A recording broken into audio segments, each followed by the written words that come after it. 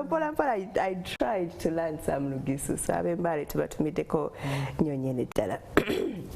Tugenda kuba twogera ku birooto byo. How far have you gone? Osenvula over you're stuck at the first stage of your dream. Your dream is in stages. Yeah, thank you very much. Every dream is birthed nga wozaala omwana. Wo planninga, no conceivinga, no conceiving mu mind, no tuka ku point wo kizaala. It's not a one-day journey. It's not you wake up today and tomorrow you're there. You build it. No kukizimba obuzimbi nti leero 28 I can just wake up nga nkyusiza my dream.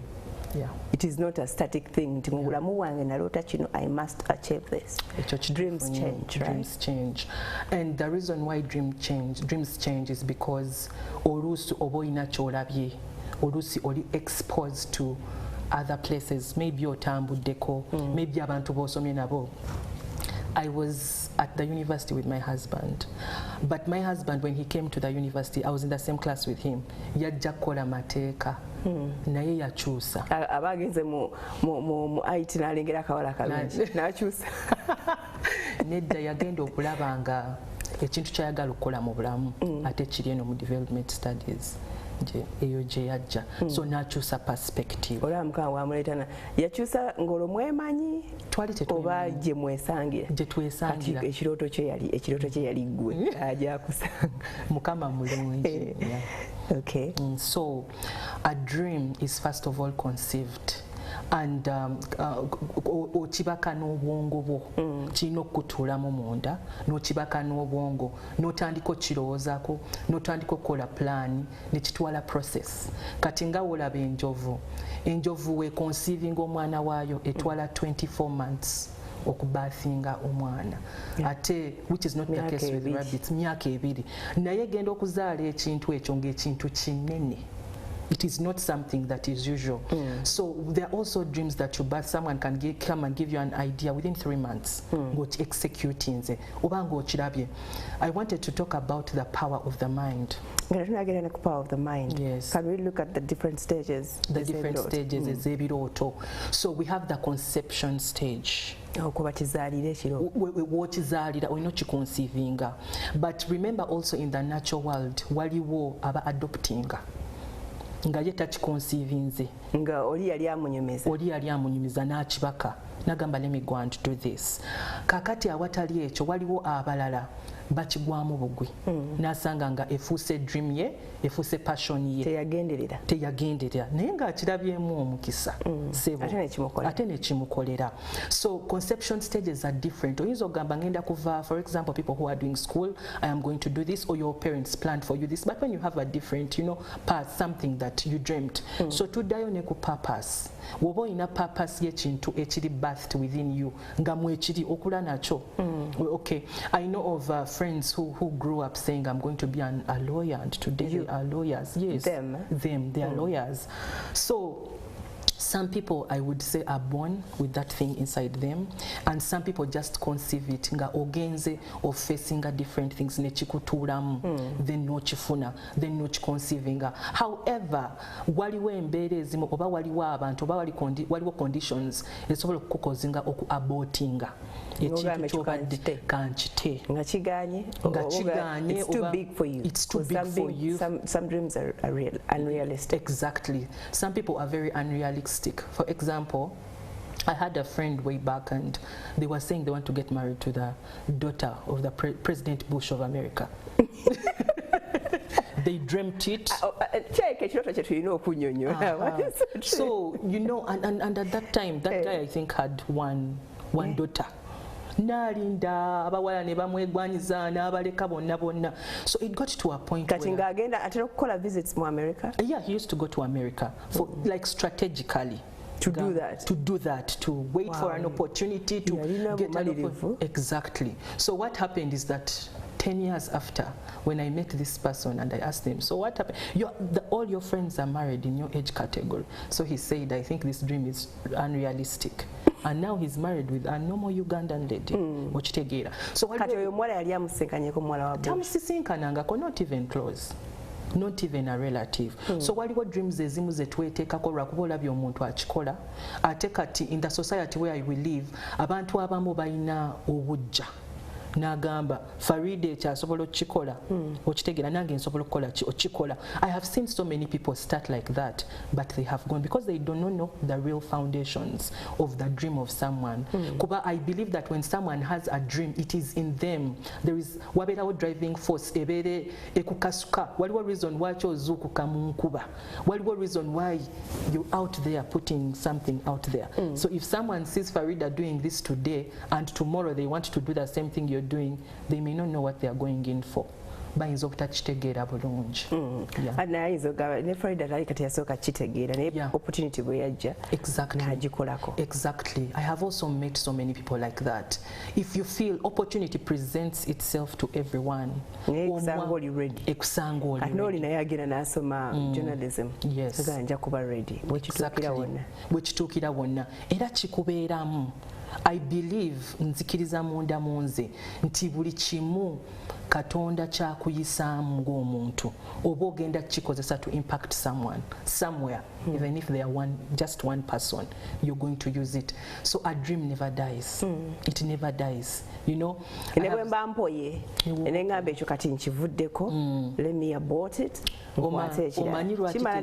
Omanyi lwaki kisigalamu kubanga oyinza okulaba omuntu akikoze after some time n'ogamba I wish I had not given up. Kisigalamu, it does not go away. And actually obeera owulira remorseful. Yes. Wejjusa kale singa nasigala singa I tried harder. And you see life and dreams is about trying. Because you can try 10 times and fail like 8 times, but you never know. Emirundi egyo ebiri gyogezaako oyinza okuyitamu, oyinza n'obutayitamu. But nzijukira twawuliranga story ono omwami yakola bulb, the one who invented the bulb. They said he tried it very many times, like I can't count the times, but guno omulundi gwe yasemba n'agiteekako n'ekola. And now we are here using the lights and everything. So nze nzikiriza nti buli omu obeera n'ekirooto kyo nga weesize Katonda ng'olina all that you're supposed to be having to push you. You should recognize that dream. Leka dream eyo ebeere namu sigwa asalawo. So tulabye conception stage, which is the next. The next stage after conception is taking care of that dream. Okulabirira ekirooto. Ekirooto okirabiridde otya, okinvestinzeemu. Sebo waliyo abantu abakwata ssente najja ssente mu business ng'abadde ayagala kubeera for example a lawyer n'azinvestinga. Waliwo omuntu n'asoma amateeka. Waliyo omuntu nga ssente abadde ajja ziteekamu another thing or another venture n'agamba let me open a radio station. So there you're nurturing the dream.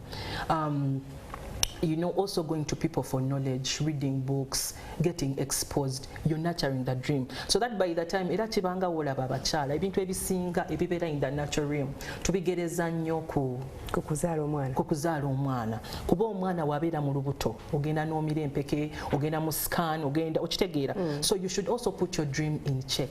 Naye ono omwana ffe gwe tuzaala abantu ye alinako obudde bwe nti agenda beerayo emyezi bwe giti asobola okufunamu obuzibu n'avaayo alya asobola okufa asobola okudilayinga mu katono nnyo ne around the average time gye bakuwa eri almost uniform, very uniform actually.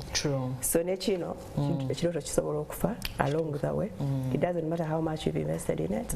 Ne kigaana gwe mwennyini n'okwana ogamba ayizulu.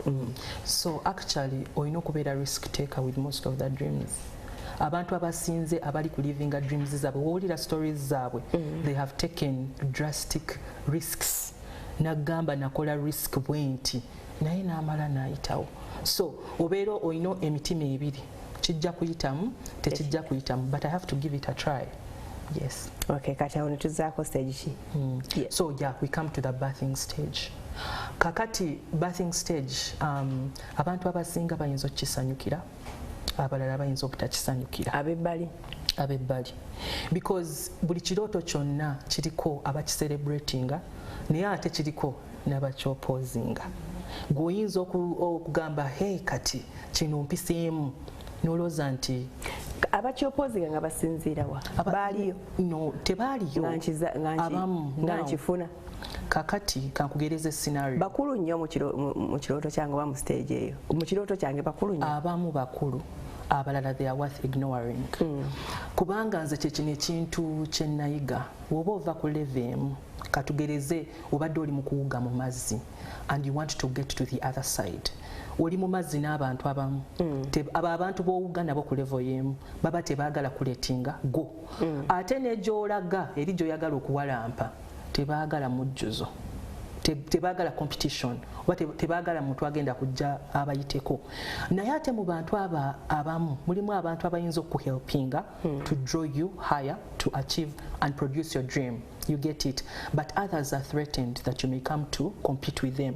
So ogenda kufuna bibanga bisa okitegeera so wofuna ebisa disappointments okusoomoza ebyo ebintu ebyotolodde otegeera nze most times through experience ntegeera nti waliwo kyemba ngenda okuzaala nga ndi surrounded with a lot of things era wabaawo kyenzaala at the end of it all naye ogenda ozaala ekintu osanyusa okutta essimu okubidde ono okubidde oli oba sometimes oyinza n'okulaba countenance y'omuntu neŋŋamba Farida this is what I've achieved naye nenkulaba ng'embeera zo zikyuse nga tokyamusenga omu ayinza okubagezako kintanalyze nga okay what is she even talking about exactly omulala immediately n'akigaanirawo exactly kakati kino kyenkugamba nti not everyone will understand your dream especially nga wakagizaala kuba olaba wetuzaala bano ba baby you cannot say that baby looks like this person because forms ziba zigenda kola ki zigenda kukyuka so someone oyinza okizaala n'akiminiminzinga oba nakita kitwala nga kikulu naye ate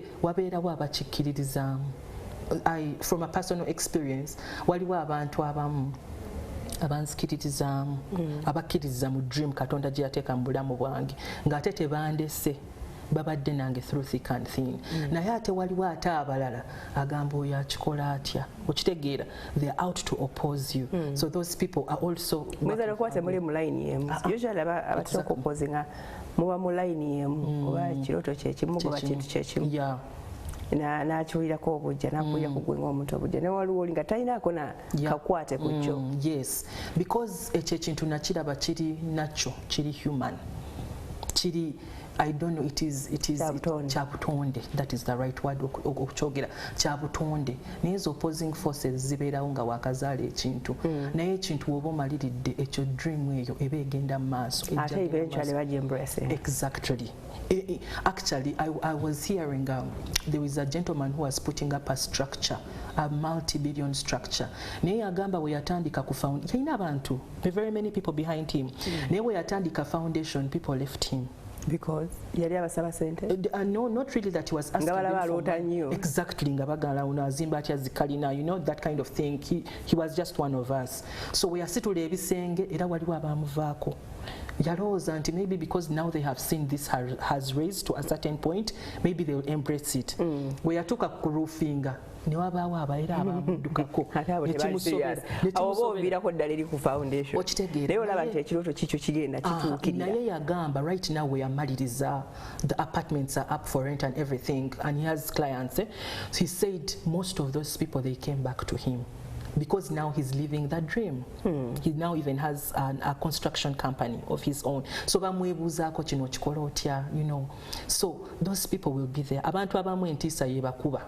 n'agamba Farida tuusa atya ku level eno Justin ekintu ekyo nga kinene onakisobola bo ne baggwamu amaanyi naye nga gwe yakitandise bw'okimanyi ojja kimaliriza okitegeera so nze I also realized wotunuulira ennyo abantu kye bayogera oba the kind of discouragement they give you oyinza obutamalaako oyinza okuta n'ekyo ky'obadde ozadde n'okitta gwe mwennyini so sometimes it's about you most dreams are actually about you kikwata ku gwe kubanga gwe alaba vision eyo yeah when you're driving for example and you're having other people in your car behind you don't give them the right to see for you you're the one driving them so you have got the vision so it is you who is seeing where you're going and you're seeing where you are coming from so kati gwe aba abaguiding ekirooto gwe aba akitegeera bayinza okugamba nti Farida kanve mu mmotoka kuba simanyi gy'okola ki tutwala naye gwe in your mind obeera wa perceiving edda gy'ogenda okitegeera ng'omanyi gy'obatwala so but for them they may not see it So vision is for you, for your dream. Basaana okulaba ensobi z'olikola ku luguudo. You're driving them oli ku simu. Yes. Obavuga speed y'amaanyi. Baddemba okugambako nti ki? Yeah, kituufu. Okay, that is welcome. Kubanga it is good to remain teachable. Wobanga ogenda ku achieving a dream yo correction. Okusinzira ku bantu abakwetolodde. Waliwo people that you can pick advice from. Nogamba nayo n'omuntu ansingako emyaka nga 3 ate kino ekintu akibaddemu. They can advise. But njagala otegeere kino ekintu nti oluusi we tubeera on the road to our dreams, or when we've birthed, we have got so many people that are out there to give you a word of discouragement. You know, balaba the mistakes that you're making. So most people, instead of complimenting you, they want to bring out the mistakes and put them in, you know, broad daylight. That is human nature. So chiri erigwe ignoringa waliwo akantu kenalaba ennaku ezo ku TikTok nga kali so common. If you've heard something about me, add, you know, continue. It is true, you know. So it built me. Kuba waliwo ebintu ebimu tubiraba naye kirina engeri gye kikwongerayo. Because nange nali muntu oyo kakati onanjogeddeko bwati. I want to correct the situation. I did that a lot ku kyalo onanjogeddeko kino kangine correcting. But I realized you cannot correct everyone. But when you go on with that dream will correct, and they will correct themselves. Kale, we naturally get about the power of the mind. Yes. In everything we do. Yes. Take a look at that when we return to Chagana Maso. Please don't go away. Thank you.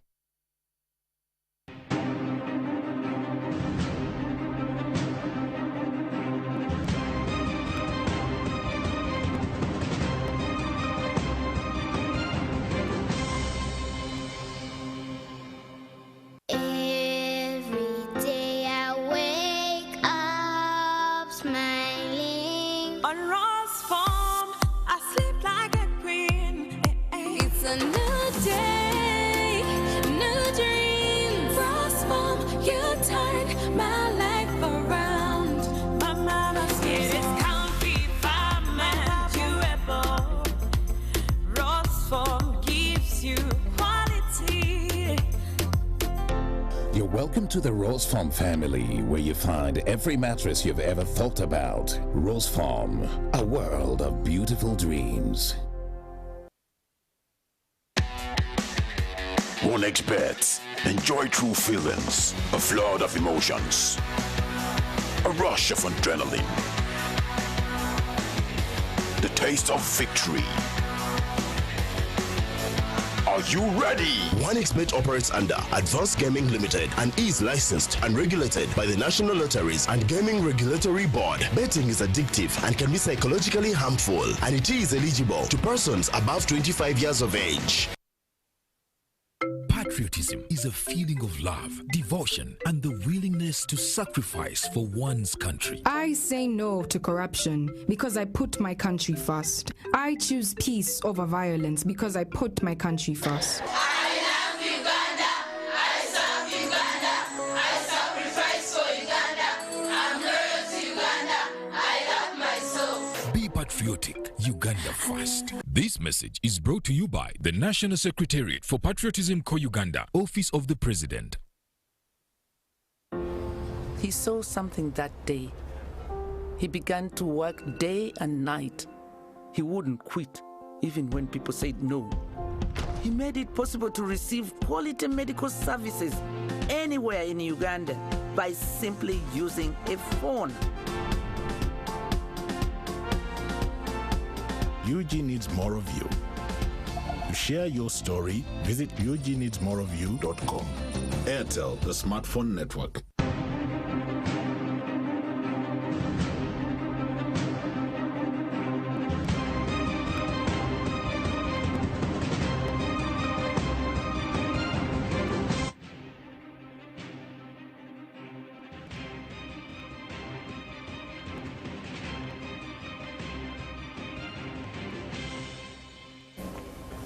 Amaanyi ag'ebirowoozo byo, or power of the mind, gye twagala okutunuulira essaawa eno.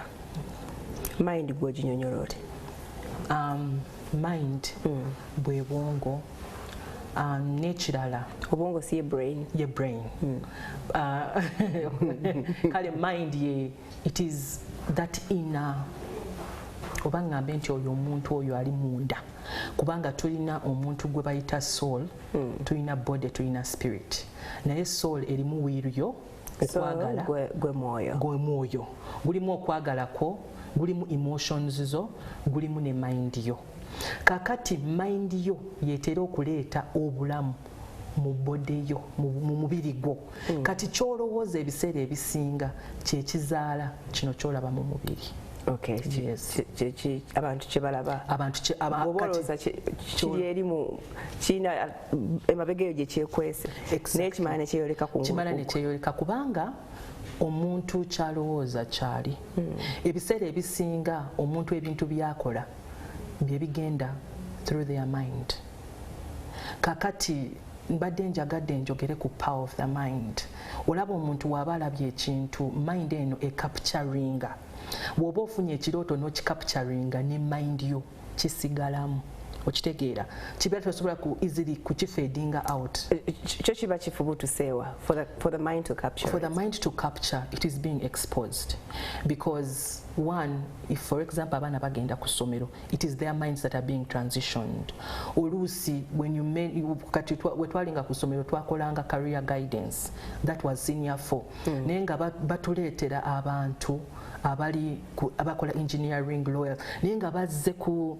transitioning our minds okuzikyusa zifacing a certain direction nga bakubuuza oyagala kukola ki kakati n'olowooza nabadde njagala kubeera nansi ate n'okyusamu njagala kubeera doctor abeera tadde effect ku mind oluusi ebintu bye tulaba kati nga TV social media oluusi ebitabo bye tusoma oluusi amawulire ge tulaba so the mind captures it is more than sight kisinga amaaso kyegalabye kubanga ekintu wotandika n'okiteeka mu mind yo kizibu okuvaamu kati olaba Farida for example sirowoozangako kubba ssimu yo kugibba say like stealing it naye olunaku lwe ndirowooza okubba essimu eyo nja kukola buli kyekitwala okugikubbako kulwaki kuba mind yange kyeŋŋambye ate kyatuddemu okitegeera kati nakikkiriza so gitunda sente bwezi kyolaba nti olaba abavubuka abo abasinakinga amasimu ku makubo abeera tayambadde na mask ate omulaba leero nenkya like abantu babamanyi nti oyo omuvubuka asinakinga simu lwaki yavudde ewaka nga mind ye mugambye if I go and snatch that phone I am going to get some money so the mind is very effectful to your dream nekirala mind eno erina photographic interpretation for example olaba ekintu ku TV ku social media tekibolaba abantu abakola imagery movies tebajja bantu for example kati nga you're watching a program, you're watching a movie, that thing stays in the mind. Era ogenda okusanga most of the times nga someone is thinking about that thing even when it stays in their subconscious mind. Nosanga omuntu they are sleeping but they are dreaming about that thing. Kisigadde mu bwongo. So abantu balina okubeera exposed. Abantu omulala ayinza okugamba me if I travel to other nations I kind of get refreshed. My mind is refreshed and I know what to do. I get ideas. Yes, I get ideas. Some people go to conferences, some people abatulooza abatera okubeera n'ebirooto be bantu aba beetegereza nnyo kituufu omuntu what is the word omuntu anagenda ewala nagenda mumaaso ku kyonna kyaluubirira beetegereza nnyo they read almost everything around them exactly alaba emmeeza eyo n'agirawo n'agamba okola omusajja yakola ati oteekako ka paint kano lwaki ensola lwaki yagikola with this this shape buli kimu abeera akyetegereza buli kimu akyetegereza n'abaako kyakiyigako ngati attach storinga mu mind kwegamba mind eringa wolaba memory card y'omubiri kakati what storinga ate okwo kwajja okuimprovinga what can I do different from what everyone else is producing. It comes from the mind. Kakati waliwo ate abantu abalala nga they don't use their ability of the mind kubanga mind is something Katonda gye yawa buli omu. Some people have great minds, other people have less, I will not say bad minds, but they have less great minds. How you use. Exactly. It is how you use. Kati, for example, I will give an example. If you have data on your phone and you have 2 GB and you know you have 2 GB and you're supposed to use it within a day, that is the time range they have given you, you may use it according to what you want to acquire. Because I may say I want to be on the internet to read these books, to research about this, but there's another person who is going to put it to blow his mind, to do something else. You get it? So the power of the mind is underutilized by some people. Abantu abamu tebakozesa the potential of the mind. It is very big. Mbadde nga mind yo kyerowoozaako era kyegenda okukola. Kituufu. Nti nze yange bwe beerowooza kugenda kulaba abantu bali awo beezinyaazinya era bwe naggulawo bwe nti data wange oyo omukozesa gye ngenda okusibira. Exactly. Because you have set, okimanyi nti osobola okusetinga mind yo n'ogiprogramminga n'ogamba nti nze ku kasaawa 12 okugenda okukola. Sawa 12 zigenda okuwera oba alarm kweri oba teriiko kiba kiri in the mind. Era if you sleep a minute longer omubiri gwo guba gukugamba waliwo ekitali kituufu. So it begins with the mind. Kyekiva olaba nti abantu abasinga woba oyagala kubakyusa osooka kukyusa minds zaabwe. Kyekiva olaba tutwala abaana ku ssomero, abantu bagenda mu masinzizo ag'enjawulo, bagenda mu mizikiti, bakuŋŋaana bagala kukyusa mind zaabwe. Kakati ate n'ekirala kye nsobola okwogera about changing the mind, nti abantu abakwetolodde bali batya. Who is affecting you? Waliwo abantu n'obeera nga you surrounded by losers.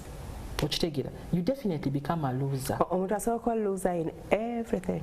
It can be possible, but I don't believe that you can be, that is if you choose to.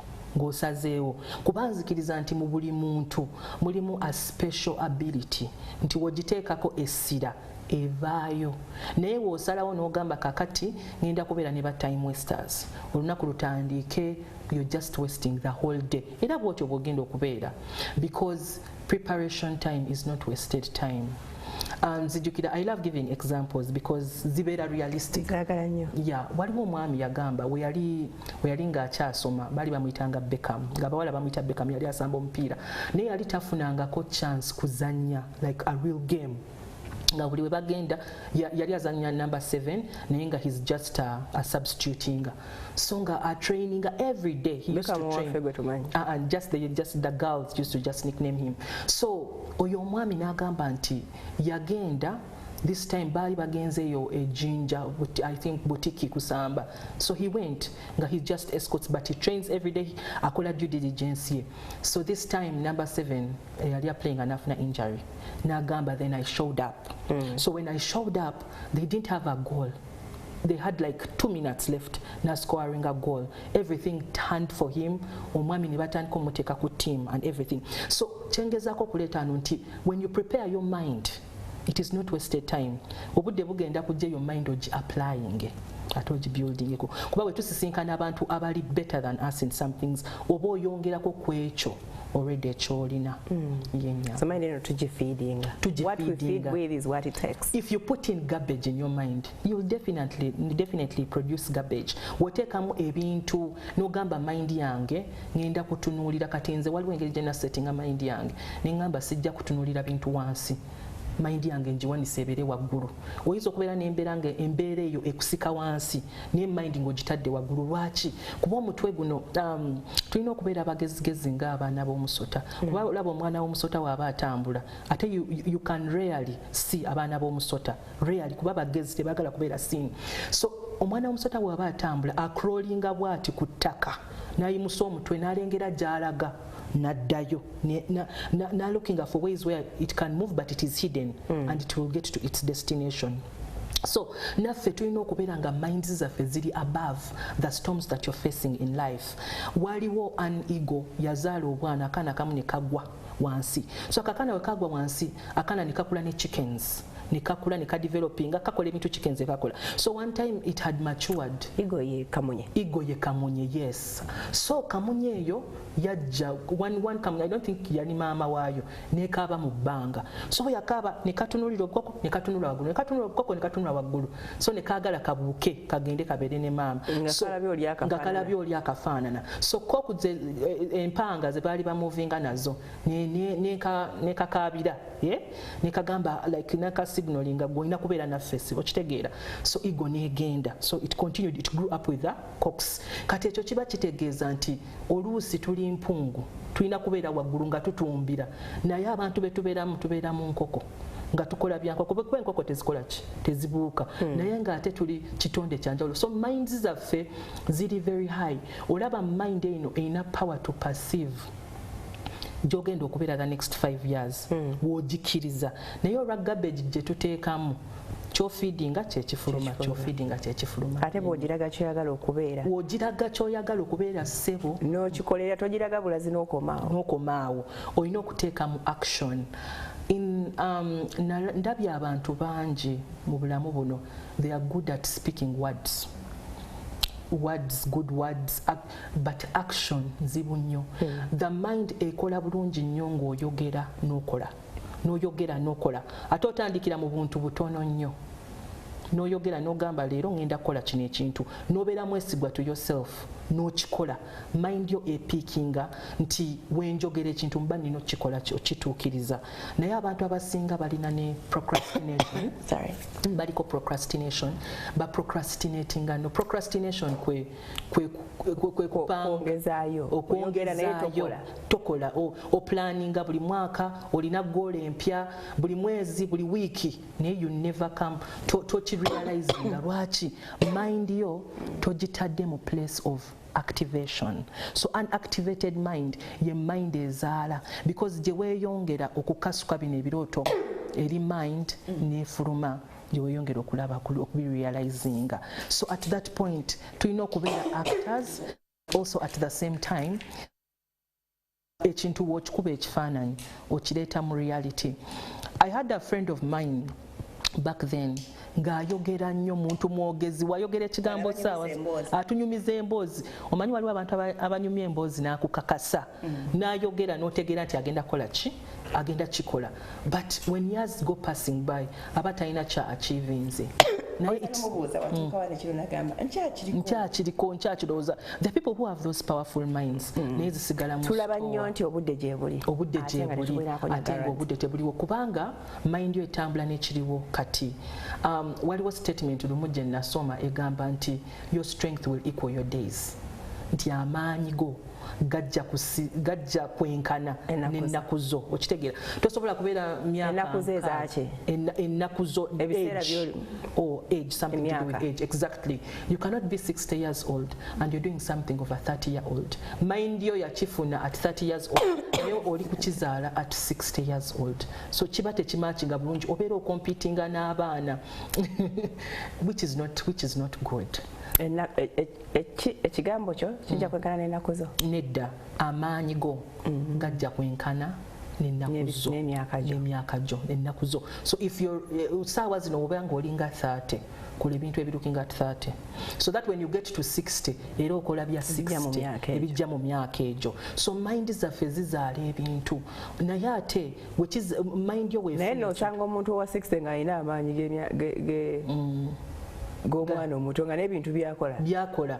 Kati nze ndowooza nti abantu abamu opportunity wejjira oba omwaganya wegujjira ebeera, some people maybe that is the time amu just aba yeewaga bwewazi nga akola bye yalina okukola naye nga amaanyi tagalina naye nga agamba nange lino kigezaako kati okitegeera. So kuba mind eno buli kanaku mind eri very active.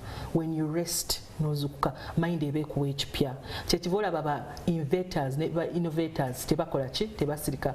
I wanted to talk about the Chinese. The Chinese are very innovative because their minds are ever looking for something new. Kiri nakyo mubo, kiri nakyo in everyone. But it's just that kati bo lwaki balina enkizo kuffe? Balina enkizo, one, the nature of their economy. okitegeera nti asobola okupicturing ekintu yakisoma the right way or in an easy way nakiteekako. What has lifestyle got to do with that? Lifestyle. Okay, recently I was watching an inverted washing machine that's like a bucket. Bucket, you know. Yeah, it's a washing machine. Yes, but it's a washing machine. They just invented it recently. And not only that, bakoze ebintu bingi out of every time they're inventing something new. But I think they have got the technology as an advantage. The economy is good. If you compare it to Africa, because I've seen in Nigeria someone who is designing a motorcycle, who is designing a car, even here in Uganda, but they have not got the resources. They don't have the funds. So bali abantu balina advantage nti balina forces ezikijjayo, maybe balina the money or something. So and something that I have learned, buli wotonda ekintu ekipya n'okiteekawo wabaawo ate ideas empya. Kakati ate waliwo abantu abasinga alooza nti wenneeterekera eno idea ate n'otagikola oba olooza nti tayagala kyokka ate talina byetaagisa gituukiriza. Sell it to someone. You know, I love music producers. Sometimes they buy songs from people, songs that they know are going to hit. Najimugulako omuntu omulala nakola ki najiyimba. So if you capture a dream and notasobola kugi executinga, wewabaawo omuntu alina the resources ogibringing out, muwe at least an idea. Waliwo omukyala gwemanyi. Exactly. Waliwo omukyala. Exactly. Waliwo omukyala akola cakes. But her cakes, buli ajja omusaba recipe, oli omukyala agaba recipes ze. Tagana. Nogenda n'omuga. Tekimujjanga kuba clients. And they come back and they tell her naye otuwa recipes za cake yo. But how come your cakes are always better? Yakitandika. Nagamba they are better because I give out. And even the more she gives out, afuna idea impya. So a stream wogirabanga flowing, a river flowing, it does not stop. So if you give out, you receive. You give out, you receive. Ni waliwo abantu baga nti no, a grave is a place where there's a lot of wealth in the minds of men. Abantu bafa n'ebirooto, abantu bafa n'ebintu bingi, and yet if you had shared that idea, it would have done something very great. Omulala yandikyongeddewo. Waliwo abagamba school of thought egamba nti idea y'omuntu kizibu nnyo omulala oggi executing to where they wanted it. Yes. Kakati wano we tujjira ne vision.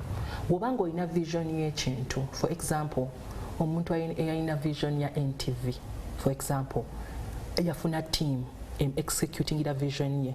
Era nkimanyi nti right now the vision is being, executed. So woba olaba nti ayinza okubanga yavaawo dda. Ate kino nkiraba nnyo mu bayindi. Abayindi ababawalabu batandika ekintu abalala ne baki executinga. Kumbe not even necessarily be family members. Abayindi abawalabu. Ngambye abayindi n'abawalabu batera okukikola because they are free. But most of us, you want to start something and finish something. Naye ate waliwo abantu abamu nga another starting grace nga ye Katonda yamuwa ekirabo ky'ottandika. Exactly. Ng'ate waliwo omulala nga wabanga yakweyunzeeko ate ekintu akyongeeyo in a point of time. Exactly. Kakati, you can't tell me that the days our parents attended universities, kale bye baafunayo byali relative to when we studied at the university. Naye kakati abaana abava ku university right now, kubanga technology yakyuka, engeri gye babasomesa yakyuka. Wajja ne yeeyunga to this hospital you began years ago. Aina ideas empya zagenda okuleeta ezigenda taking that hospital to another level. Yeah. So tolemera kirooto wekiba kuba ekirooto waliwo ebirooto ebimu nga binene nga tokiroota bwomu tosobola kimalako bwomu wetaaga a team. Kati for example, I have a ministry called Paroja ministry yabavubuka twagitandika at the university we twali tukyali ku university, but most of these people are now lawyers, they have gone out and everything. So I was the vision bearer for this. I am the vision bearer for this ministry, but I said I need a team to help me forward this. So I got an executive team. I have a chairman, I have a CEO, I have lawyers, I have people on the executive who help me carry out the work of the ministry. So that vision is not on me. Niwemba siriiwo esobola okutambula okitegeera. So ekyo ekintu okireka nga kitambula okireka nga kiroolinga so that you don't die with a dream. Ngeza nnyo kweyogonda KFC. He died so many years ago. Exactly. Yeyongera kula expanding to it is growing stronger to different countries. Yeah, it is growing stronger and stronger. So I think tulina okubeera ne mindset eno nti wozaala ekirooto tekilastinga only your generation. Nzijukira waliwo kabaka mu Bible bamugamba nti mu biseera by'abaana bo walibeerayo entalo. Omanyi kye yayogera n'agamba yagamba ekigambo ky'oyogedde kirungi kubanze nja kuba nvuddewo. Bali be bamanyi okitegeera. So yakolera kulaba nti aziyiza entalo ez'okuba. Nedde yagamba nze kasita mu my lifetime entalo tezijja kubeerawo be baneesooti ng'okitegeera. So naffe abasinga otandika ekintu nga it's about you, it's about your children, but you want to be impactful to other people. You want there's a relationship, or there is something that you want to build kyoyagala okuzimba through that dream, because your dream must affect other people.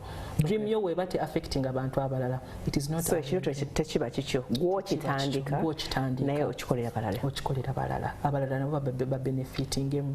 So when natandika for example that ministry of mine nategeera nti waliwo abantu betulina okuimpactinga.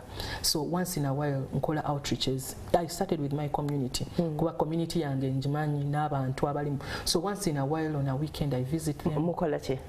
I just visit them, take for them foodstuffs, encourage them, renew their minds. You know, waliwo omuntu alowooza nti ndi mwavu lwakuba jjajja yali mwavu lwakuba okitegeera naye n'omubyulinga obwongo bwe ne bwetolera ku ekyo. Exactly. N'omugamba naye osobola bw'alaba abagagga abakolima. Exactly. Akuba mimiro. Exactly. Ye alaba tasobola kubeera kye bali. Yet you can also naawe osobola otuukawo bw'oba ng'olina mind entuufu. Actually, mindset change. Exactly. Bintu byetusinga okwetaaga. Ne Uganda. Nzijukira waliwo ekiseera bwe nalwala omusujja n'emmere empeke ewaka ez'omusujja nga obitegeera medication at home. So tisaaterera after 3 days. Naye mu mind yange ne ngamba when naagenda mu ddwaliro nja kutereera.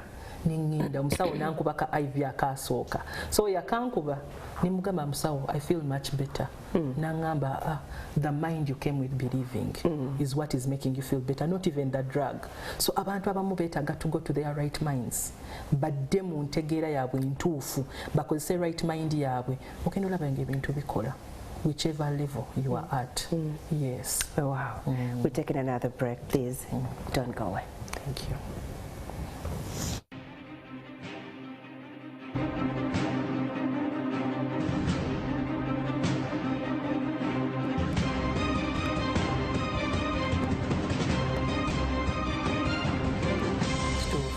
It is very, very unhealthy for you to live nga toyina ky'oluubirira kukola oba ky'oloota kuba ng'otuukako. So it is true. Kituufu nnyo. Tebagenderera. Tebepositioninga nga wogambye nti omukisa gujjira eri oyo agwe eyeetegese kubanga olunaku olwaleero bwe bajja nga bazze kunona Farida for an opportunity that you've been waiting for nga wavudde mu line era bazzaako akubadde emabega because nga we twagambye nti omukisa gweraga eri oyo ali available. Kakati tugenda ne kweno ensonga nti abantu abamu tebali diligent. Diligent mu Luganda. Diligent ye muntu atapowa. Leero n'agezaako enkya n'addamu regardless of embeera eriwo eyeeraga n'alaga nti showing up. Okitegeera. So waliwo abantu abamu agezaako leero ekirooto ne kigaana. N'agezaako wiiki eri n'agamba ebyo anoonya mulimu. N'atambuzaako ebbaluwa emirundi ebiri. Exactly. Batamuyita bakolako interviews bbiri. Gigaani okitegeera. So ekyo nakyo kiri mindset weyogera nti emirimu gy'abalondemu era tojja kugezaako kuba bajja kugamba apply for this job ogambe eyo wajjudde oba gy'abalondemu oba waliwo abalina connections. So waliyo abantu abamu nga they don't show up. Just nature ye teyeeguya tashowinga up ate kakati kankubulireko ekintu ekimu sometimes okurealizinga ebirooto byaffe olina okweguya okitegeera olina okubaako abantu beweeguya kubanga baba bagenda kuyamba olina okubeera n'empisa ennungi character yo naye mataringa because oyo omuntu agenda kuyamba to another level. Nina mukwano gwange yali alina law firm gy'akoleramu so nga yagala transitioning agende mu I think some other it is URA is something like that bakola taxes so nga alina mukwano gwe namuconnectingayo neeyisa bulungi and everything so yafuna omulimu ogwo mukwano gw'embeera nezikyuka mukwano gwe yamutwalayo yes ne mugamba yali aŋŋamba kati ono omuntu anyigiza ne mugamba keep a positive attitude ate ne mu buli kimu weebaze kuba oyo omuntu yakutwalayo ne waaba kati alaga favoritism to other people ng'akulaga nga atakyakwetaagayo yakuyamba awo wooli it is where you wanted to be so ne character nayo eri very important waliwo abantu abalina entondo omugambako kintu kimu nga yaresigninze actually I have a sister of mine yakola mass communication kakati nga jafuna omulimu ku TV emu ye yakula nga sigamba nti oba ntondo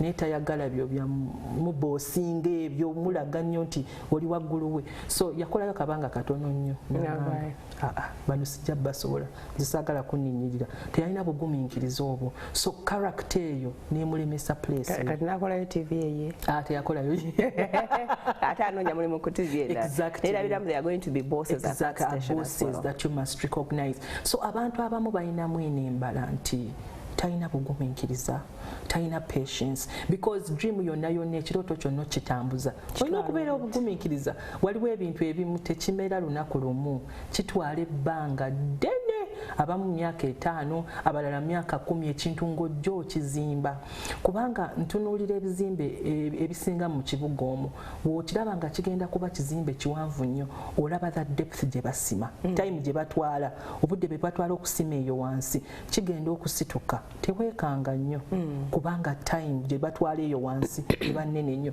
so abantu abamu just character yaabwe bapowa mangu entondo n'ekirala abantu bali so emotional omuntu bamugamba kigambo kimu nafuuka emotional nnyo nakita nga it had nothing to do with your emotions okitegeera so abantu abamu they just don't show up their character nayo nnene.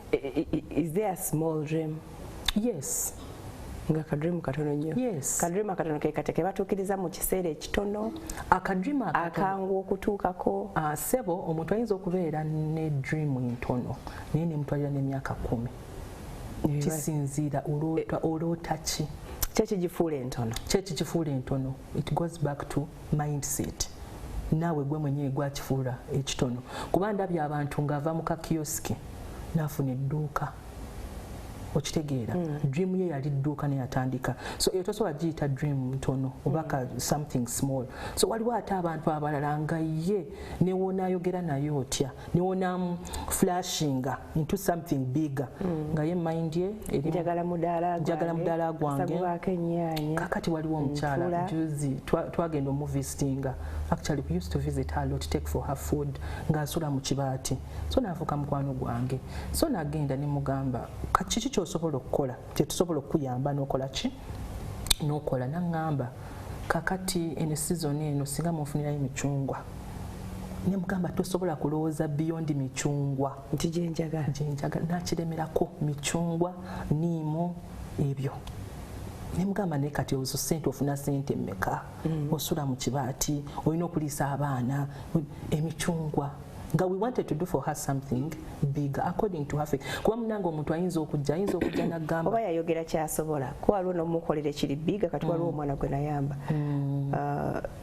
bisanga nga omuntu obutono nnyo ne tumuteeka mu kintu ekyagejjako era eventually kyamulema okumanaginga mind ye obwongo bwe buba bwakicapturinga nga yali very enthusiastic nga yakulaga ngenda kubeera n'oguduuka gunene nnyo kakati oba yafunamu amalala along the way nakyo kisoboka omanyi also sometimes ekintu kye bakuwadde obuwi Kibona yali agala emichungwaji atandikire ku michungwa ye mpola mu kibaati kuba kati awo mutekawo dduuka ate ave mu dduuka ali ajjadde mu kibaati bakitegeeza mwali mulina n'omuteekerawo akayumba kali a little bit decent. Exactly. So at the end of it all ekintu omusajja omu yayimba is a come is a go ekintu okifuna amangu totegeera oli akikoleredde engeri so tosobola kimanaginga bulungi era kigoinga back to businesses nze ndabye abantu abasinga abagetinze involved in their businesses beba prosperinze naye okwata business n'ogirekamu omuntu 24/7 toyinza kufunamu kiri kuba oli tekimuluma nga ggwe nyini waayo tetalina kyeyakiteekamu kyamaanyi yalinze musaala kasita omusasula omusaala oba akoze oba takoze ebyo tebimukwatako okujjako nga alinamu shares. Yes. So ekirooto kiba kitono okusinziira ku nannyini kyo nti we are looking at you wano and what you think about is here or just here instead of up here. Yes. Ate kati n'ekirala nga wenkugambye nti ebirooto oluusi bibeera mu phases kakati oyinza okuba olina level gy'oliko ng'ate kyolaba kiri unrealistic oba level gy'ogendako ngeri so unrealistic osobola otandika okuloota ng'ekyo ky'ogambye n'oloota n'ova ku eno level n'odda ku level endala n'ova nogaa kati njagala kuva mu ngoye ngende ku muzisuubula bweru nve ku muzisuubula ate ngende because nalabayo omusajja ya evolving like that yali ali awo ng'asaba Katonda nga mugamba mpa business idea namugamba ebinyeebwa ebinyeebwa bino bye batambuza kukulu omusajja ng'atambuza ebinyeebwa n'ava mu binyeebwa natandika okusala endiiboota nava mu kusala endiiboota yamugamba nti binyeebwa ye idea ye yamujjira nti binyeebwa so mu binyeebwa mwe yafuna idea nafuna capital nasubula engoye nava mu ngoye natandika okuleetera right now aleetera abantu stock from abroad ne babimufunako naye yava mu binyeebwa so dreams nazo zi evolvinga gradually kichanginga otuuka ekintu nogala n'ekino ekintu kati wano nvuddewo n'ekirala waliwo kye bayita seasonal dreams nga gwe waloota kwambaza bagole kakati woba olina seasonal dream eyo oba olina kulinda kiseera wewali abagole bwe tebaliiwo tonyiiga kuba waloota kirooto kya season waba kwambaza abantu ku Christmas gwe kyewaloota kiba kitegeeza okifunamu mu period eyo kiba kirooto kikala kyekyo kyengera kuloota kuwambaza abantu ku Christmas tetuganye Christmas ebayo buli mwaka so when it's not Christmas when it's not yes maybe you're doing something else or something like that so waliwo abantu abamu abalina they are uncertain about their dreams tamanyi kyayagala teeka wano nga that uncertainty obutamanya kyayagala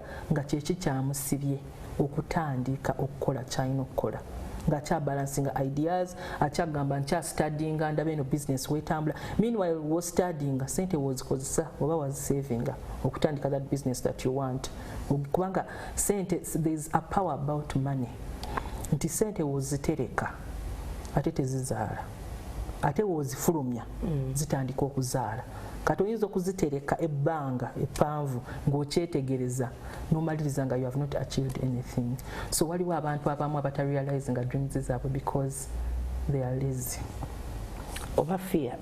I think fear is one of the things ebitulemesa ebirooto byaffe kituufu naye nga n'ekyoto kyennyini tokimanyi omanyi nyinza okugwa the fear to fail. Exactly, the fear to fail, the fear to be laughed at. Kwaliwo abantu bangi nnyo bempulidde agamba nanditandise no business naye bajja kunsekerera nanditandise kino okitegeera because of maybe abantu ate especially people that I've studied with akugamba nanditandise kino naye abantu bajja kunsekerera naye nga singa yatandika naye nga ate be bamu bamusekerera because of embeera gyalimu very true so at the end of it all olina okubeera confident nogamba ngenda kukola kino ekintu I have a sister ono mulala ono she's a sister-in-law yamala university natandikawo mu kusaaga nga atwala engoye mu offices z'abantu now she's at the level of owning her own shop yatandika nga tumusekerera butambaala buki but now she even has business cards ekirooto kikula ekirooto yatugambye kati mugenda kulaba ekiddako so at the end of it all ekirooto tokinyooma ebirooto ebisinga binyoomebwa otandika mpola nene kigenda nga kikula ate tekitegeeza nti wotandika ng'otunda mukene ng'ogenda otunda paka nze nakiraba wano mu first lockdown nalaba abantu nga bakola emirimu egyewuunyisa. I remember nagenda nensisinkana one of my son's teachers ngali mu katale ng'atunda mukene. It didn't shock me.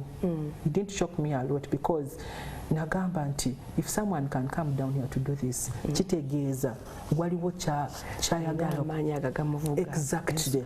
Enswa bwekyusa amaaso amasomero tetuwali yali amaanyi agagenda kudda mu kati ng'otuule ewaka okubira head teacher omugambe Seboyi ne head teacher bimusobedde okitegeera. So nakyo kireeta okukozesa mind yo nkola ki mu season eno nkoze nti obeera nga your mind is working all the time. Ebeera busy because wano waganye nowadays. At the end of the day bino byonna mbikola to feed the bigger picture. Exactly. Kyekibala bw'ojjasanga omuntu agamba alina 10 running businesses. Ali mu agriculture, atunda amagi, alina enkoko, alina bakery, ali mu real estate. They have a job where they are paid. And you're like, how does this person do all these things? It's the mind. Obwongo bwe bumugambye nti okimanyi you can do all this. Tewali kitasoboka. Mbeera really impressed nosanga omuntu mulema ku street naye nga ali kutunda obutambaala ali kutunda buswiti and then you find someone normal at taxis begging. It fathoms you. Ono obwongo bwe bumugambye genda mu kibuga ojja funayo akasente naye ate oli bumugambye ki genda osabirize ojja funa. So mindsets zaffe ziri very different. Kyolowooza kyonna kyekikudrivinga nze kyenzikiriza wokirowooza wokifuuka. Naye tewali ayinza okugamba ngenze kati ngenze kulumba ofiisi ya gundi njagala $8,000 for this emergency that I must work on. Obwongo mbusetinze genda kusaba oba mbusetinze ajja kumpa sente ezo. Farida ajja kumpa sente ezo. Mukama Katonda Farida nzikiriza nti ajja kumpa sente ezo. Kati bw'otuuka natazikuwa. The mind you've set. The mind you've set. Nanti kati ngisetinze naye Farida sente taziina. A wrong mindset. Is it wrong? It is a wrong mindset. Why? Kuba oyinza okujja nga intentions ennungi nga mind wogisetinze waba azirina n'azikuwa naye osobola okukkiriza nti wosettinga mindset yo n'ogamba nti nina okufuna $8,000 n'ogireka nebeera open mind nga togitadde ku Farida okikkiriza nti Katonda ayinza okutemera ekkuba awalala weetali n'ozifuna kuba Katonda aze nga asetinze ku Farida will come to office yamugamba siziina they'll be broken and go back home. Okitegeera naye you can come to Farida n'agamba sizirina naye nineya omuntu ono gwemmanyi kana akalimu osobola okukakola ayagala kumulongoosezaako oba kino oba ayagala mukolerako kino.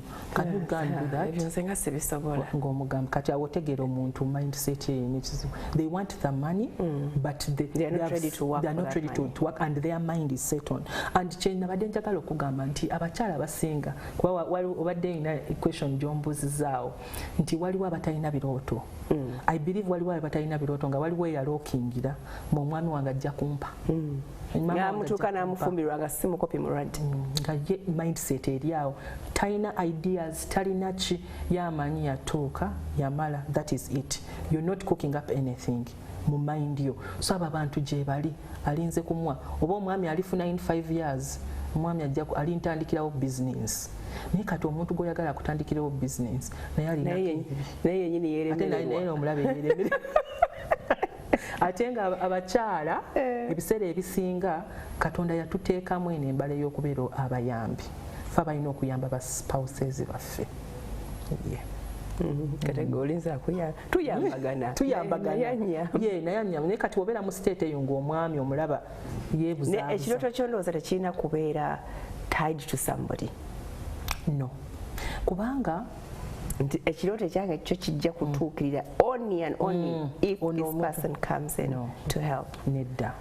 Kubanga ndabye abantu abasinga ebirooto byabwe bituukiridde jadde abantu be babadde basumbira bayamba nga tebabayambye. Bituukiridde. Kwate omuntu gw'osuubira okuyamba ayinza okuyiwa ate mubi nnyo kituufu mu njiwa eyinza okumalamu amaanyi kubanga okimanyi Farida abantu baliko ekkomo Farida oyinza okwagala okunyamba naye ng'oliko ekkomo gyenyinza obutategeera nti oyagala okunyamba Rachel ayagala muyambe James ayagala muyambe Hussein akubira nze buli omu nange nensoberwa ate naawe ng'olina needs zo okitegeera so obeera toli sufficient kyenkugambye nti omuntu woba olina vision ng'olina dream yo ng'olaba gy'ogenda amaaso ogajja ku bantu n'ogatunuuliza Katonda ne dream yo ojja tuuka bana abantu bajja buzi nti bajja buzi wono naye bw'okigaana tekitegeeza mbu ekyoto kikomya Farida wogaana okunyamba tekitegeeza nti ekirooto ate simbasiganye banemereddwa oba olemereddwa kyenkugambye kiti nti abantu baliko ekkomo tuliko limitation okimanyi Farida lwaki tosobola kubeera wano ssaawa zino ate ku ssaawa yemu nenkulaba e London oli limited toyina supernatural powers naye waliwo abantu abamu balowooza nti wennaatuukirira Farida ayina magic gwagenda okukola ekintu kikyuke so kati ye akuteekamu essuubi nnyo n'aleka ekirooto kye ng'amanyi gwalina omuyamba gwalina omu aidinga so ekyo nakyo kidraininga nnyo so if they fail they are going to blame you agenda gamba Farida teyanyamba nalina kubeera ku level eno nandibadde ndi wano nandibadde doctor naye okitegeera ono teyampa school fees so ekyo ekintu tulekeraawo okuteeka nnyo ebirooto byaffe ku bantu kuba n'omuntu gw'oteekako ekirooto kyakikwatibiri naye alina ebibye ate ebibye biyinza okubeera nga biri wasi nga naye alina ate gyasuubira awalala so tulina okusettinga our minds right tulina okukola woba olina opportunity okole yes lwaki ebirooto ebimu bigaana actually ebisinga ebirooto ebisinga bigaana because of disappointments n'ekirala abantu ngeno gyetwogeddeko omuntu abeera disappointed oli ayinza okuggulawo katugambe edduuka lye n'atafuna the customers we yabadde alowooza recently nalabye petrol station ewaffe nga bagitaddeko bank property for sale and ebadde yakaggulawo nga tusanyuse tufunye like petrol station in the area so at the end of it all omuntu agwamu amaanyi oddamu omugamba ddamu ogulewo petrol station endala tasobola why dream ye tebadde realized naye takimanyi nti maybe wabadde wetagawo another effort or a partnership or something okitegeera to keep dealing that dream so osanga omuntu nga yali ayagala oil and gas nga kyekibadde ekirooto kye n'omusanga nga yabivuddemu it's because of disappointment ate disappointment eno wejja mu face yo ebeeranga ekugamba nti toliddamu kufuna mwaganya mulala kwaliwo abamu bwaba ogenda naye bagamba kino wekigaana try it somewhere else naye kati omuntu ng'akola that much investment I'm sure putting up a fuel station and it is ready to serve oli bwajja najatachinga mabwago tulina kyewa realizing for me for somebody to come and tell me okay you go try it somewhere else banga joke nene kati n'ekyo ekirala kyenkugambye nti waliwo abantu atandika ekintu nga tategedde foundation yakyo kubanga oba ogenda ku settinga something up olina okubeera ne something realistic ng'ogenda kimanaginga ng'ate mu mutima gwo weegambye nti whether I suffer losses whether I gain I'm going to push forth with this for like 10 years ngenda kibeeramu emyaka 10 ndabe ekyo kinaazaala kati wosettinga ojja kukola buli kimu buli n'ebitasoboka ojja bikola okurealizing ekyo ekintu kiba kirooto kikanje kyenkoleramu losses emyaka 10 and I still live not necessary I don't believe nti osobola okukola losses all the way I believe wabeerawo good times actually omuntu okulemera ku kintu is because ayina kyafunye kiyinza okuba tekiri ku magnitude gyayagala but akiraba maaso kijja kumala kikwata naye omuntu okuba nti loss after loss after loss and you still insist obeera olina okuddamu kati mindset loss after loss after loss is a red flag nti wano si woolina okubeera waliwo rejection after rejection after rejection what does it tell you? Or Lucy, you can divert and do something else, because I believe when you set dreams, I set a dream of working on TV, then I want to be a nurse, then I want to then I have to be a mother. So So prioritizing. Oh no, prioritizing a time, you know, if I want to be a nurse, I'll work these hours. You see, like people who are abroad, they have working hours. Olina gamba emisana njakola this job. Echiro I rest this time. So you prioritize. Tobela na dream wemu in that banange linejiwe lina gwaneriatika mpedde. Like I'm finished, I'm practically over. Okubeera different dreams. Yes. Tugezo ina time. Tokakananga zona ziganya. I don't think so. If you elevate one, the other one will come. It might come in second place or third place, but it will still be there. No gamba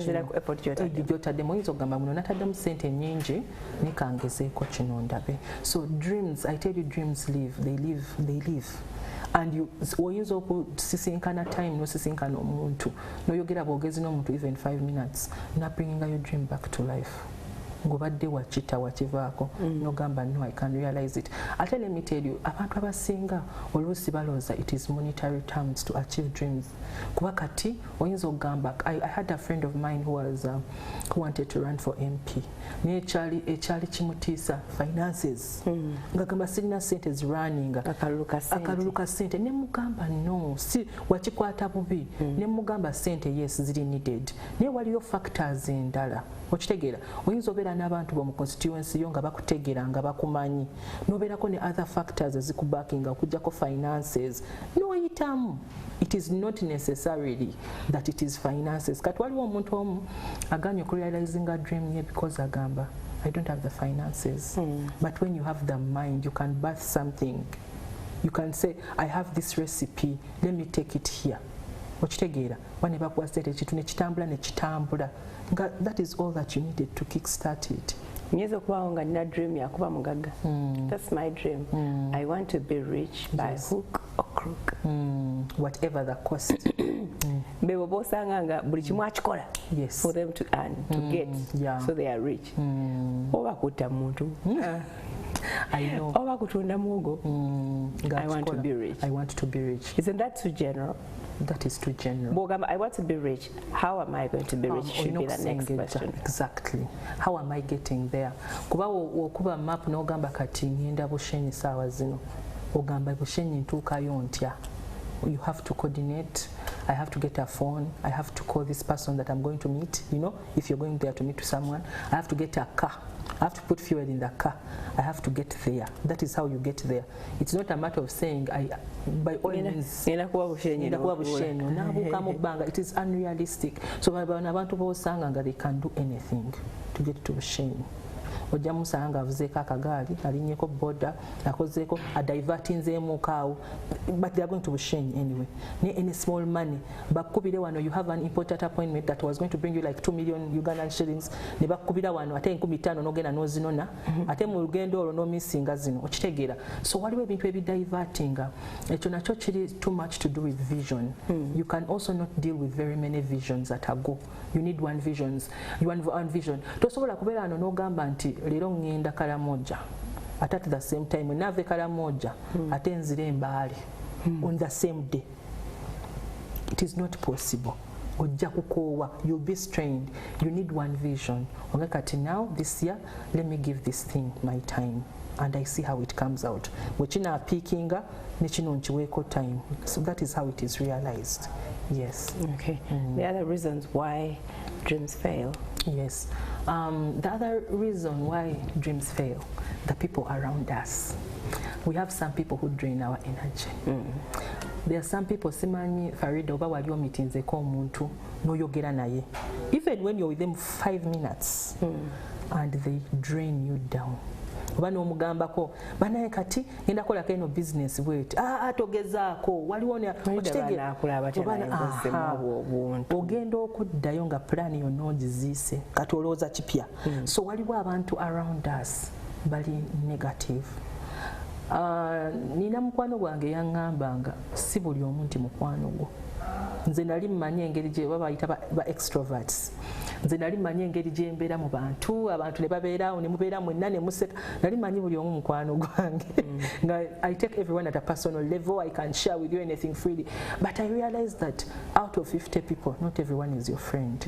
Waliwo abantu kusanga mikwano gyo giri musanvu. Exactly. Out of those abajja kugamba nedda kigezeeko yeah, I believe you can make it okitegeera naye nga abasinga ajja gamba tokigezaako. I have friends who have tried that and okitegeera. So people who are around us, they distract us and they drain us. Naye ayinza okuba nga takikoze mu bubi. Kituufu okugamba nti nze ndowooza tewandikitaddemu bintu byo ng'ayina either yakikolako ne kigaana oba ng'ayina fear eyiye wadde nga gw'owulira energy ye kupusha nga you can do it. Yes. Ayinza okuba takikoze mu mutima mubi. Ekyo nakyo oba okiraba omuntu naye waliwo era ajja kugamba out of fear ng'akikoze ku lwa bulungi bo ese ekintu ekyo tewandikikezeeko naye ate bw'okikola mu maaso eyo kale nali sikisuubira nti oyinza okumalako kubanga ekintu ekyo nga kyabonyabonya gundi. Kakati waliwo omuntu ayinza kubanga waliwo najja okugamba nga muli akimanyi nti that thing is really hard naye agamba it's okay, go ahead naye ng'amanyi mu maaso eyo wajja kubaayo ekigo. Kati who of the two is a friend? Kiri tricky. And a friend is a because at the end of the day you're the constant factor going okusalawo n'ogamba exactly. I can do this. None of them knows your energy and your capabilities and abilities. So tulina friends abamu nga wagamba ekintu olaba gye kiva ng'ogamba Farida ali kungamba kino ekintu kiri negative naye kiva walungi okitegeera kiva walungi then waliwo omuntu ajja okugamba ekintu eyo statement ng'akikola out of fear yatya yakita nekikola ki ng'oba wakakijja boti mukamulaga I don't even know where you get these weird ideas from. Yes. Kumba anakubuulira mu bulungi agamba okay you want this.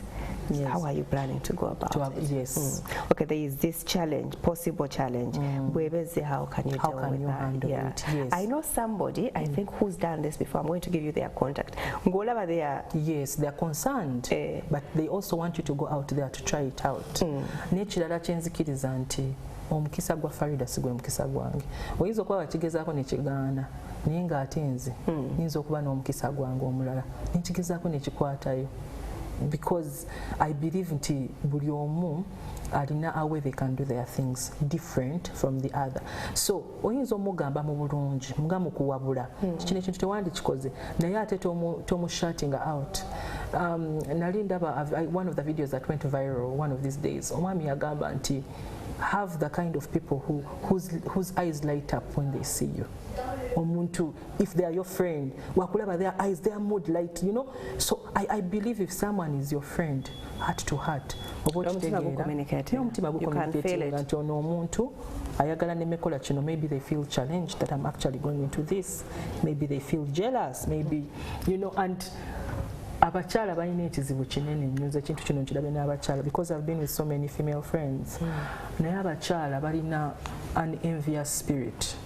Wenzija ne ngamba a boy who is my friend ne mugamba nti this is hey that's good, you know. Ne wenzija ne ngamba Farida ng'oli mukwano gwange ojja sooka omera akasajja ku mutima okitegeera kiri nakyo. I believe it's natural. It's natural. Women are always competing with themselves. I think ekyo nakiraba. Ne waba tagenderedde kali kasooka ne kajja. Even kajjamu kabeeramu.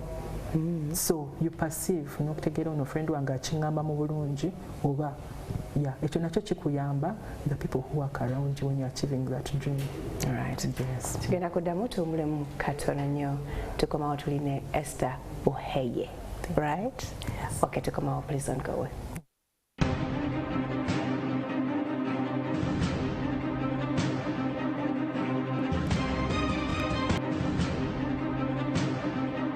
Some people will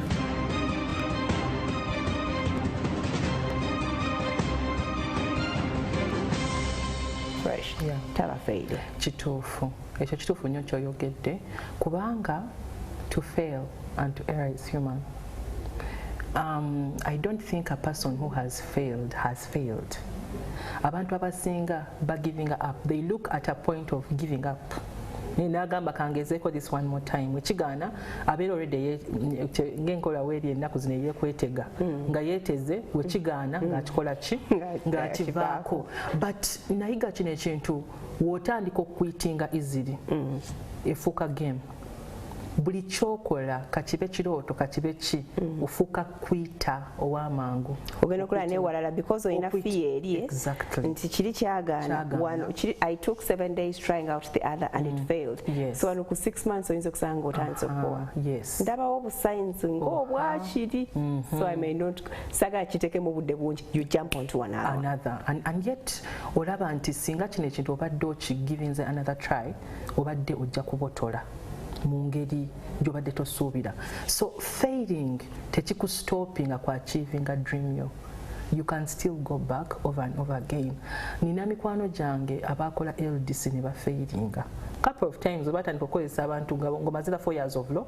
ng'olina okukola interview like you have to do exams before getting into LDC they failed the first time the second time and finally someone goes through. I have a friend of mine who has taken 7 years, who took 7 years from finishing the 4 years at campus. She took 7 years to join LDC.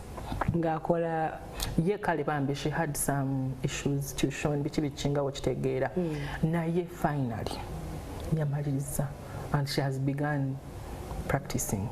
So ekintu tokiziika nti I failed this, I failed at this. No, failures are part of life, but there is a comeback.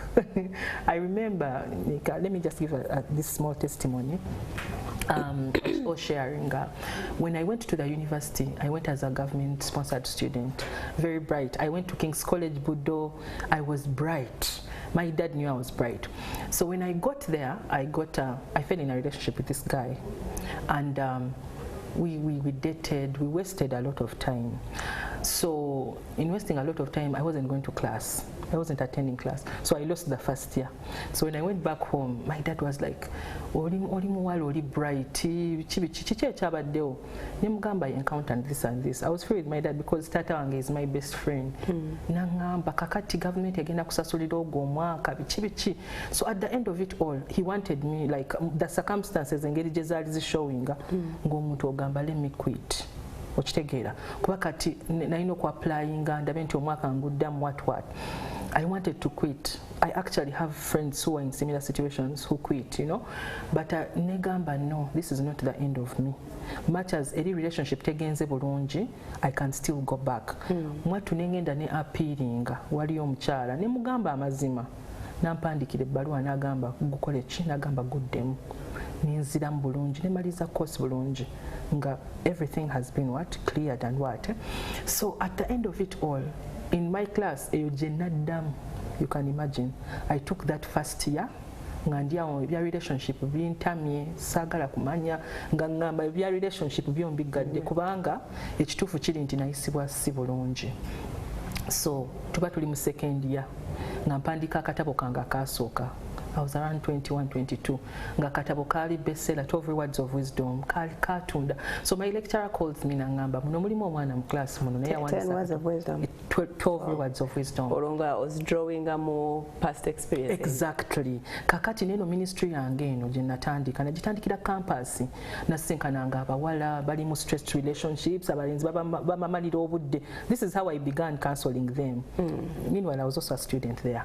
So katonda natandika okupa supernatural wisdom ngabagamba relationship divem webityo encouraging them. So most of them are even married to very responsible men right now. And they're even part of that ministry. So at the end of it all, so lecturer anga wampita nangamba muno mulimu omwana yawandise kana akatabo mujje ajja ayogereko eri. So I spoke. When I spoke, my husband was in that class. He said kale mukama singa otwaye nange mpayo omukyala ngoyo yayogera bwogezi kakati labako ogwo omwaka lecturer n'agenda n'atuteeka mu gundi zezimu groups zezimu era batuteeka mu groups yagamba siva one. We became the best of friends.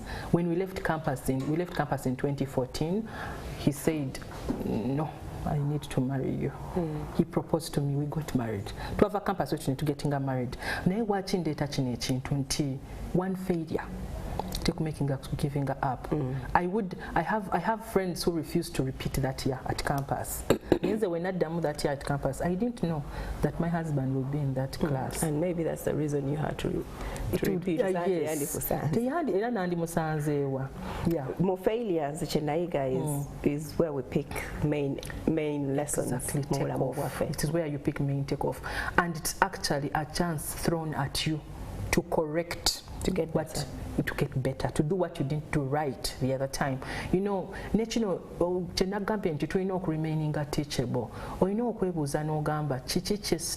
right one.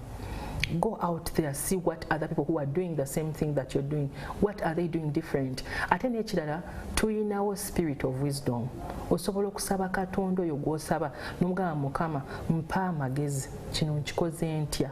Nagamba actually ekintu, if you're approaching customers, approach them in this way, or do this, or do this. Nekibeera very different. N'olaba nti you have taken off in whatever dream that you have. So oyina okusigala ng'oli teachable, oyina okwebuuzaako. Munnange waliwo abantu abamu nga bo balowooza baatuuka baamalayo, they have it all, they cannot consult from anywhere else. Failure is the beginning of success. Exactly. Especially bw'owekkiriza n'ogamba kino tekyaganye because sina busobozi. Yeah. Kyaganye because ndoza si kye nina okukola. Katonda is trying to push me into something that he made for me. True. That is very true. Ekikuyambako ne ku mindset. Exactly. Yeah. I was just in the wrong place. Yes. He's going to give me the right one. Oba weekoze check. There is a place you call landmarks. Otuuka wantu n'ogamba naye saabuze obadde ovuga ogenda Mbarara ate ne weesanga ebbombo ng'ate waliwo wovuga n'ova wano katugambe ng'ogenda Masaka Road waliwo landmarks, petrol station kino, so wekituukako ogamba I'm on the right what. So waliwo ebifo by'otuuka n'ogamba nze nabuze dda netaaga, I need to be, you know, I need to consult and I see. Era waliwo ekigambo ky'oyogedde n'ogamba nti it comes back to believing in yourself. No one is going to believe in you if you don't believe in you. Why they should believe in you. Exactly. Gwe kyolowooza kyoli nga bwe weeraba abantu abalala bwe bakulaba. Gwe teweerabamu, if you have the confidence, if you say, you know, I usually tell this to some people that I meet that are going through situations. I tell them every day, stand before the mirror and speak 5 kind words to yourself. Say, I am confident. I am beautiful. I am beautiful. You know, I'm going out there to smash. I'm going out there to get shine. The best, to shine. They have to see me and my abilities. Exactly. Wewe gambe ebigambo bituula mu ggwe. Efuuka mirror yo eri abantu. Kati omuntu agenda olaba Farida.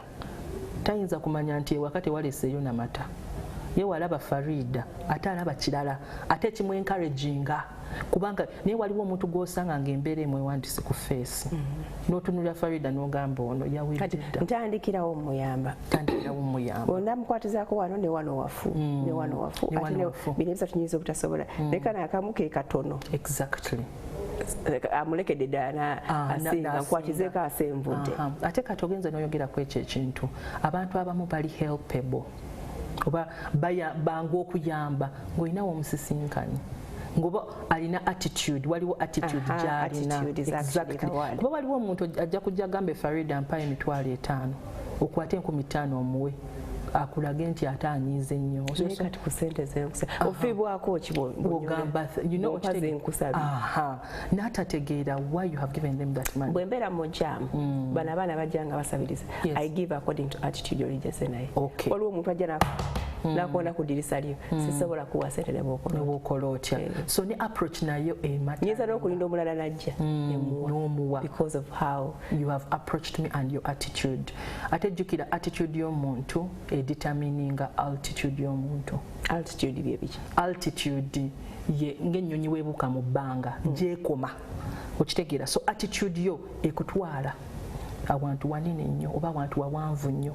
So when you obeera ne attitude nga ntuufu ekuyamba ogenda mu bifo bingi. Ne waliwo abantu ng'alina negative attitude. Abo abantu b'owulira nti alina negative energy. They are around you, bad things are happening to you, abeera alina negative attitude. N'omugambako kolako kino.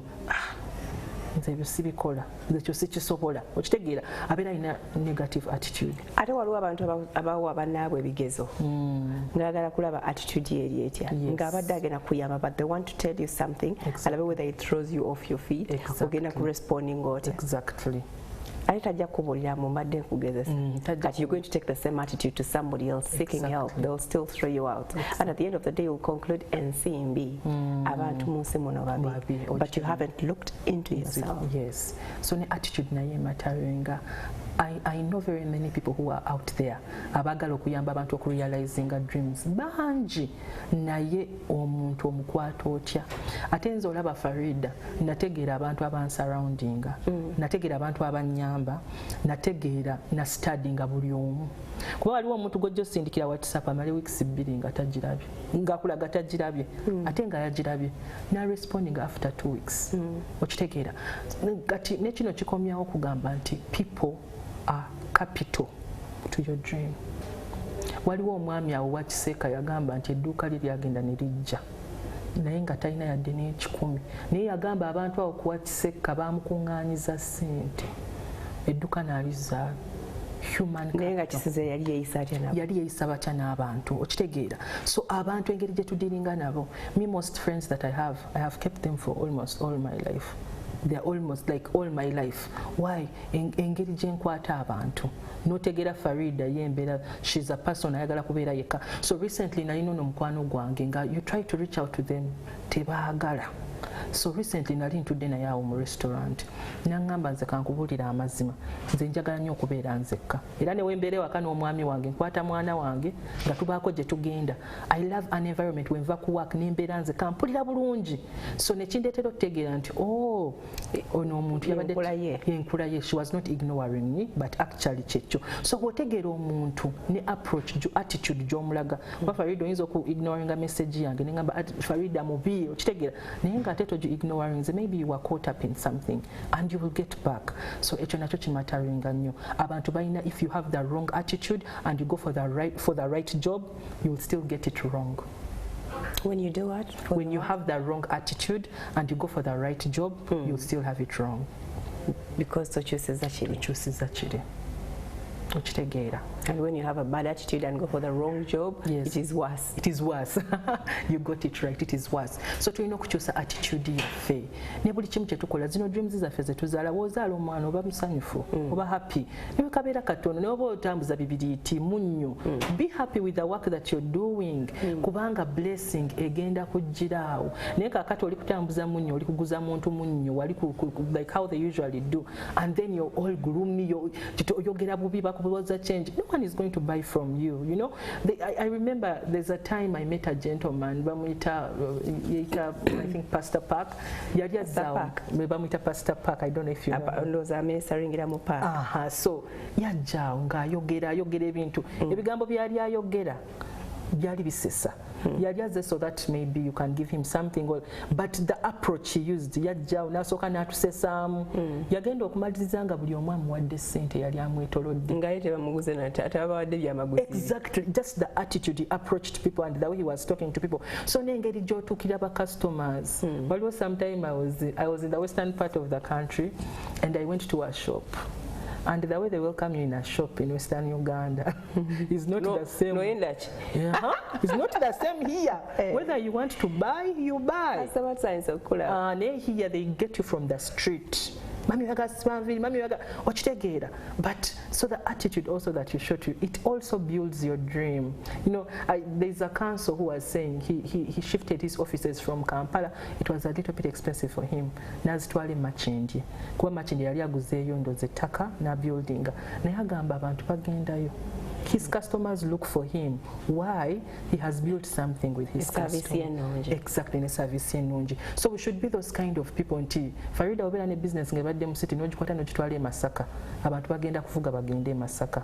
Bagituukeko. Naye abantu okuvuga ogende e Masaka, there must be something very exceptional. Exactly. So olina okubeera ne exceptional qualities. I even know in leadership sometimes for bosses to appoint other people obeerako exceptional qualities from olina okulaga exceptional qualities. Ate ezo exceptional qualities tezibeeranga z'abalala, obeerako ekintu ekiri different. Kakati ate abantu abalala balinda nti obere identified nti Farida jangu wano olabika omanyi okusoma amawulire. You know kwefrontinga. Kwefrontinga. You have to put yourself out there. No matter what, we will take her out there with the risk and everything. Your dream will come alive because goyinza okuloza oliwe kamwe yo battle naye abantu babeera bangi nnyo kyoyagala waliwo agamba if I had a quarter of what Farida has bamaze okitegeera. So you sit in that sitting omanyi I have to show an exceptional quality. If Farida, God forbid, if Farida left NTV, what would NTV miss? If Farida left this place, what would they miss? That exceptional quality, irreplaceable. So I feel people have their different brands, and that's how you see that omuntu ajja n'ekintu kye n'akola ekintu ne kisigala nga kikye. Exactly. Okay. So when I fail in this particular place, or this particular dream or idea that I had, it's not the end. It's not the end. There are so many other ideas. Jefuna inokubanga somehow yekusa kuchiri, or it can be completely different. It can be completely different. I have a lawyer friend who shocked me recently. She told me, I have a dream to cook. I'm like, lawyer and cook, like cooking. Atasi cooking. Dream ne passion. Bina webifanagana. Oluusi bibanga ebyagala okufaanagana because I believe passion yevuga dream. Tosobola kubeera ne dream nga tolina passion ekivuga. Bw'obeera ne dream nga tolina passion, you will not olina okuba ne passion ya dream yo. Exactly. Nga beebuuza naye Farida kino ekintu kiki ekimussa kimuli munda kiki ekimuli munda naye nga kiri ekintu kikuforcinga putting out there. With the kind of dreams that I have, there are certain times I'm like, no. Because one of the things God gave me is to just speak to people, counsel people, encourage them. So one time maybe you wake up, you're not in a good mood, maybe things are not going well. No gamba lero sina gwenja kunyiga. Kanginde jenginde. Na ye sebo because the other passion mweri. Wesanga. Ugeraba ngolya. Wechaye chaide. No mfulira bot no gamba. Okay nyabo baddo gamba. Okakana ngomuyambe ngane mundu ediddemu because you feel happy. Exactly. You have made this person. What is your passion? Feel better. Yes. Your passion fulfills you and it fulfills the other person. Woba okoze ka juice oli n'akanywa ne kamuwoomera oba omuteekamu akantu akalala to even make it better. Kati ekyo nakyo kiba challenge to you oba olina okwekolamu omulimu. You don't remain stagnant ng'olina idea ya 2008 gy'otambulirako tuli mu 2022. You have to also evolve. You know, it may be gradual, it may be sudden. Oba olina okweyongerako value okwongera ku bantu abalala value. Kanjogere n'ekino nga sinaba kukyeragala. Lawyer friend. Yes. Yes. Katibiri yabisula. Abikola saganya. But she has a passion for cooking. I have another friend, they're in Bali. They went as a doctor, but now he has a booming cafe. Doctor and cook. He told me, yes, they're both my dreams. So chiyinza obuteekuusiza kuli nti I'm a doctor, I'm practicing being a doctor, and at the same time I want to have a hospital. Chiyinza n'okubeera very different. Naye nga byonna bikola lwa bulungi and you feel fulfilled. Yeah. Okay. So that other thing you wanted to tell us. The value thing. I wanted to say that people will only retain you when you add value to them. Abantu abasigala mu bulamu bwo obo bateekako value. Ate olina okubeera n'abantu mu bulamu bwo. You may have very many people, like I told you, not everyone is your friend. Naye ng'olina people who can reciprocate. Nga oba olina ekizibu, they can run to you. Bwe baba balina ekizibu, you can run to them. Value gy'oteeka ku bantu bye bakola ne bayimirira n'ekyo ekirooto kyo. If you value someone, they will stand with you. If you don't value your customers, if you don't value people who are helping in your dream to carry out your dream, they will go because there is something out there that is paying them more than you. I've had very many people who say, I quit this because this person was treating me badly, but they were good and they were good enough. Naye kirooto kye tekyakulira waawo. Ate w'obeera ng'olina dream ng'oliko abantu abalala bakuli emabega nabo nga balina dream. Omuntu waba takuyisa bulungi. Chikujja mu kifo kubanga si kye kyakuleeta ekyo wali tonoonya bantu bakuyisa bulungi kubembejja. W'obeera kyekiri kye twayogeddeko ekya character.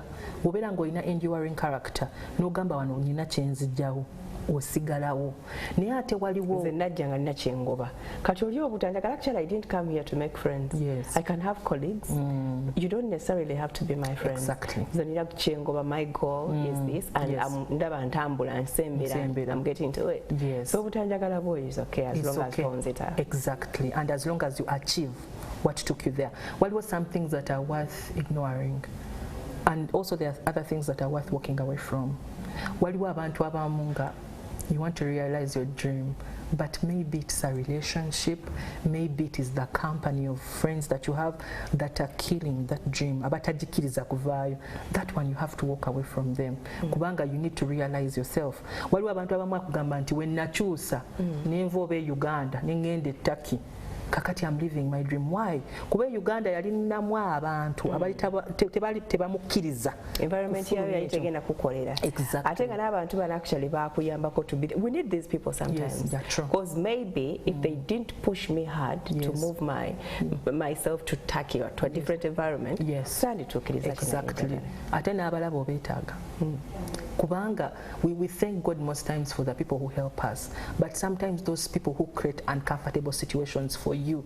It could be nga wateke duka awantu oba wateka business somewhere ng'olina that operation force that ekintu ekikufuula uncomfortable ebiseera ebisinga kyekipushinga dream yo okula ogenda okusanga nogamba singa teyali muntu ono singa siri wano. You know, you get it. So at the end of it all, we have to be thankful for everyone that God puts in our life. Oba mulabe akusindikiriza, oba they are a good friend, it is all working for your good. It is getting you to some point. Because sometimes Katonda akozesa n'abalabe oku advertising oba kupushinga to the forefront. Oli ayinza okupushinga to the forefront ngaloza ogenda kuswala. Kati ono omuntu namusanze atunda mukene mu kibuga ngaloza it's a laughing stock. Abantu nabo ne bagamba ndeterayo kilo za mukene 2. Olaba wofuna support this girl. Exactly. Olaba wofuna breakthrough. Naye ani akuyambye? Oli. So you have to be thankful at every stage. Yes. Okay. Nenga ebiroto is something that everybody should have. Exactly. Everybody should have a dream. Bw'otuuka ku myaka waliwo ekiseera ky'emyaka koina okutuuka nga gwe muli towulirawo kikupushinga. Owulira abantu baga have a dream and you don't realize anything in you ky'olina okugoberera. Yes. Waliwo emyaka egyo oba at every stage of your life, you should have a different dream. I believe that at every stage of your life you should have a different dream. The dream that I had when I was 18 is not the one that I have now. Who had a dream? I have to get married in a white wedding. Okay, now you got married. I dream to have twins. Now you have the twins. I dream to do. There are some people who keep realizing their dreams. So if you keep realizing your dream, you need to keep dreaming. You don't stop dreaming, because kubaka abantu emabegawo ng'abaana bo ababa batunuulira mama yakola kino naffe tulina okukola bwe kiti. They are following in your footpaths. They may not be children, they may be other people around you. So if you stop dreaming, they stop living. Yes. Living. They stop living their dreams. Kubanga waliwo agamba njagala kubeeranga. My mom used to tell me, she's now late, but she used to tell me I used to dress up like a nurse. You? Yes. Nenkwata akabox nenkateeka ku mutwe nempozinga nga nurse. Era yali amanyi ngenda fuuka nurse. Naye nga mugamba mami I'm going to be a nurse. Nga kimugamba because one time yagenda n'antwala ensambya mu ddwaliro nga ndi mulwadde nendaba bannansi nga bali smart kati nekicapturinga mu mind yange nga mpulira nteeka okubeera nga ki nga nurse. Kati omuntu ajja kulaba Farida ku TV agambe luli olunaku lumu nteeka okubeera nga Farida. So they are working effortlessly, you know. So Farida oyo omuntu walitukira Farida wali. Farida must also dream to also be somewhere. You get it. So that person will not find you there. They'll find you when you have also moved to another level, because dreams grow. So we are inspiring people along the way. Yeah, with your dreams. Nti abaana bo will want to work double what their mother did. Exactly. So bw'onafuwa bw'ogayala nabo bawa pace. You set pace for other people. For them, which is what. Kubanga abaana abo balaba twogera nabo n'emimwa naye abaana batwala action. Omwana kyalabye kyatwala. Walaba nti mami akola kino kyayagala, daddy akola kino kyakola. Yeah. So buli wogayala, there is a generation of so many other people that you're failing. Yes. Alright. Abudde buno butuweddeko Esther. Thank you so much. Thank you so much for today. Hope to have you again some other day. Thank you. All right. Yes, that's it for today. Mubadde balabi balungi. Until tomorrow, as we wind up the week, mukama abakume. Tusisinkane nja. Bye bye.